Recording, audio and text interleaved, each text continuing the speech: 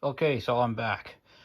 As you can see, I didn't get the shifter in or the tunnel or any other stuff like the console or anything like that because, well, the shifter I have came out of a 66 Chevelle with no console, and apparently this car, being a 66 GTL with a console, requires a different mounting plate for the Hurst shifter. And I believe different rods as well.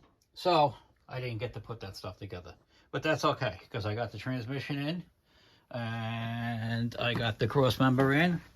Where is it? It's under here somewhere. It was. Yeah, so there's a cross member, nice and shiny. This is actually out of the Chevelle. Fit much better than the aftermarket one that was in here before.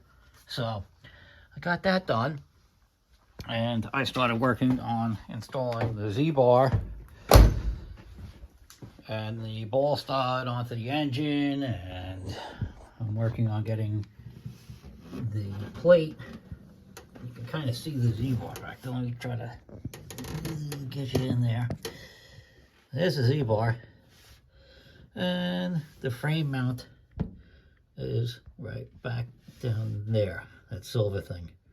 So I gotta get that mounted to the frame, and then the Z-bar will be in, and then I have to cut a hole right there next to the column, and that will be where the clutch rod comes through, attached to the Z-bar, and then I can do the rods down on the bottom that will go to the clutch fork, and then after that the starter can go back in, and springs go on, and little boots, and you know, the rubber boot goes on here, and then I just got to finish putting the pedals in and drive shaft and a couple of incidentals.